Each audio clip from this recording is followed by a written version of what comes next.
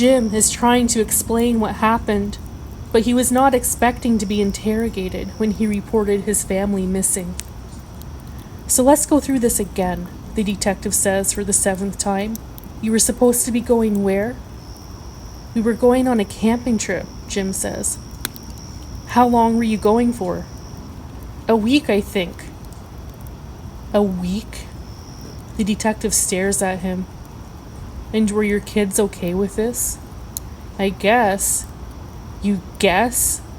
"I don't know many teenagers who would be happy about going camping with their parents for an entire week." "Well, I wouldn't say they were happy," Jim says. "But you just said they were okay with it."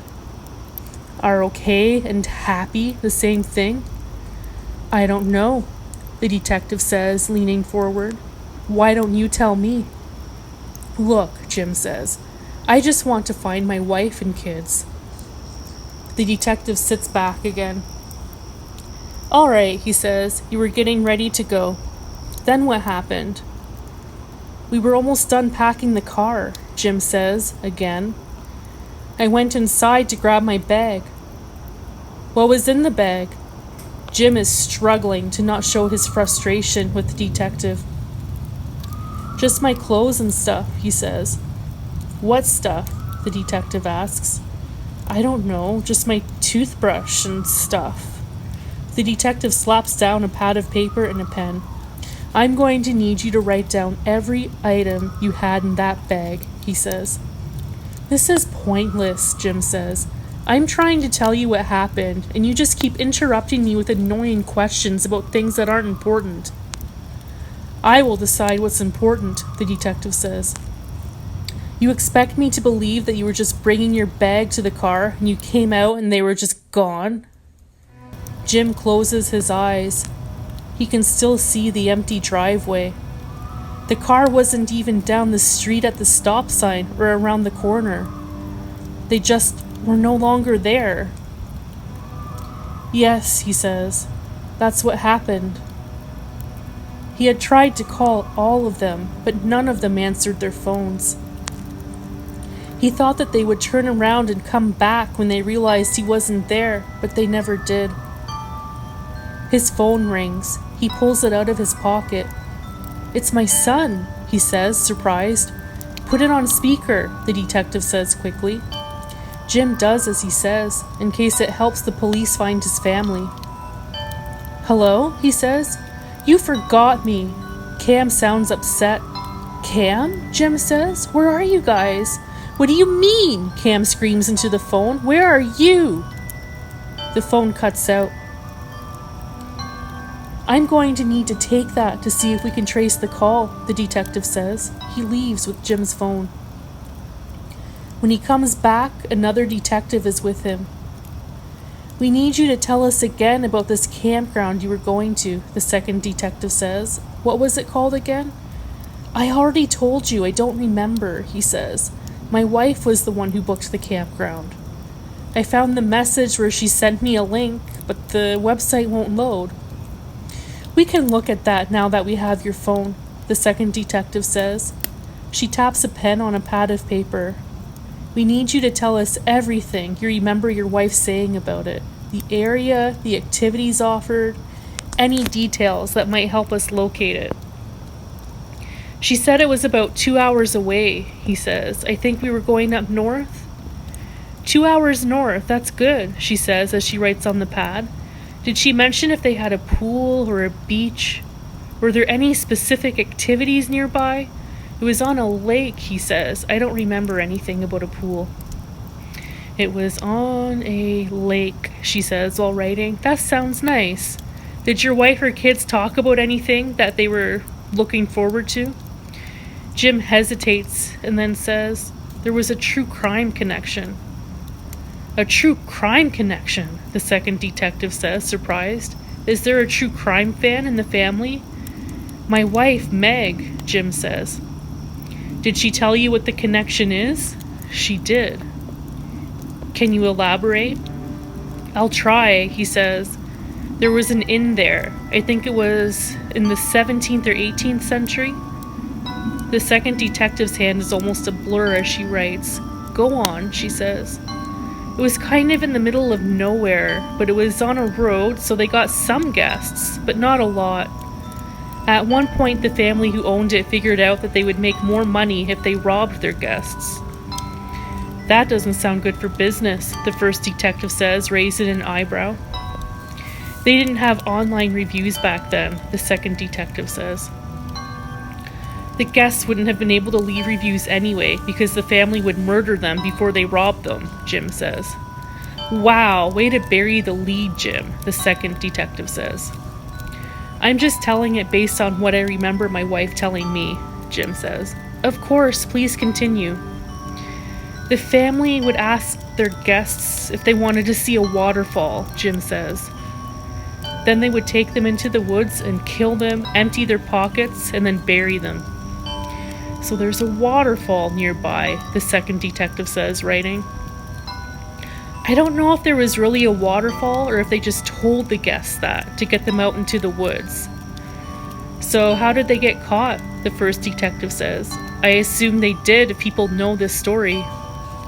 One of the guests escaped, Jim says. He rode back home and told everyone what happened. A big group of his family and neighbors returned to the inn in the middle of the night. They boarded up the windows and doors and burned it down with the family inside. The first detective stares at him. I've never heard that story before, he says. He turns to his colleague. Have you heard that story before? Not this particular one, but it was surprisingly common to board buildings up and burn them down with people inside back in the day, she says. What happened to the guy who burned the inn down? The first detective asks. I don't know what happened to him, Jim says. How did the innkeepers kill their victims? I think they bashed their heads in with a mallet or a rock or something, Jim says. A whisper of a memory sneaks into his brain. Now that I think about it, my wife mentioned something about the name of the campground having something to do with the way the victims were killed. That seems like a strange thing to name a campground after, the second detective says. The first detective leans forward again. Is that how you killed your wife and kids? You bashed their heads in with a rock? You heard my son on speakerphone, Jim protests. They're not dead. The second detective is mumbling under her breath while using her phone to search for the campground. Skull bashing campground, she says. Murder in fire camping. Can I go now? Jim asks. Of course, the second detective says, looking up from her phone. You could have left any time. Jim leaves the police station. He eventually has to get a new phone because he never gets his back.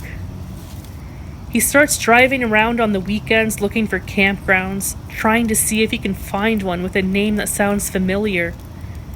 None of them do, but he still stops at every single campground so he can show people pictures of Meg, Cam, and Iris.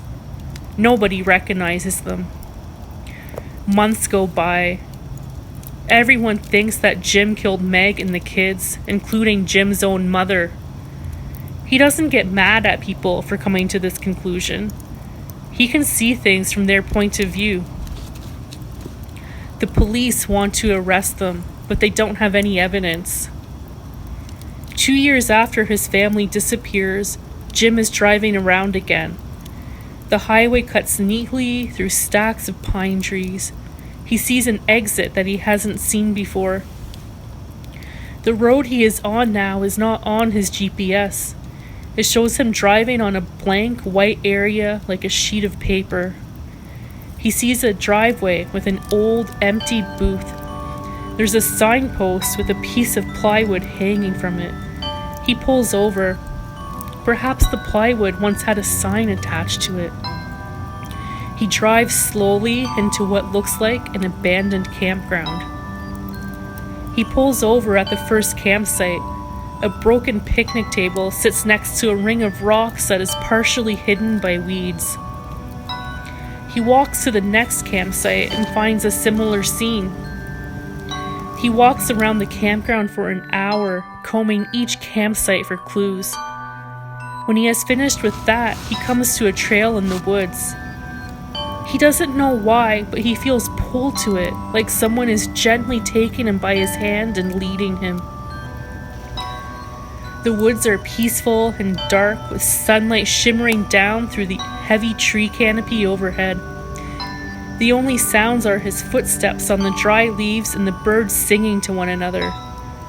The ground feels soft under the rubber soles of his shoes, but then he steps on something hard. He crouches down and moves the leaves and dirt to the side. He picks up a small rectangular object and turns it over to inspect it. It is Iris's cell phone. The screen is cracked and it is caked in dirt, but he is sure that it is hers. He scrapes the dirt off of the case so he can find confirmation, and he does find it. A picture on the back of a unicorn with a rainbow bursting cheerfully out of its ass. Jim takes out his own cell phone so he can call the detectives working on the case to tell him about what he found, but there's no signal. He goes back to his car and drives away. He pulls over periodically to check for his cell phone signal, but there's still nothing. When he gets to the highway, he pulls over at the first rest stop and calls the detectives. It takes them 3 hours to get to the rest stop. He shows them the cell phone that he found and tells them about the exit and the road in the old closed campground. He agrees to show them where it is. He gets in his car and they get into theirs. They follow him to the exit, which he almost misses. He keeps his eyes open for the small booth and the empty sign, but he doesn't see them. They arrive at a gas station that he did not see before. He pulls in and gets out of his car. The detectives get out too. "I must have missed it this time," he says. They all get back into their cars and drive back the other way. Jim pulls over just before the entrance to the highway. "I swear it was here," he tells the detectives. "Are you sure it was this road?" the first detective says. "I'm positive," Jim says. "Well, it is dark now," the second detective says. "Let's try again tomorrow." They return the next day, but Jim still can't find the campground. Now the detectives have Iris's cell phone. They decide that it is a good time to arrest Jim. They let him go after one night because it is determined that the cell phone is not enough evidence. Jim returns to the road every weekend, driving slowly and looking for the missing campground. He does this until he passes away at the age of 73. He never finds out what happened to his family.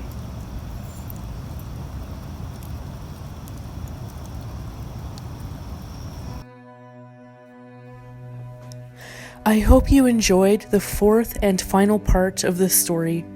If you would like to read more, visit raccoonbrontosaurus.wordpress.com.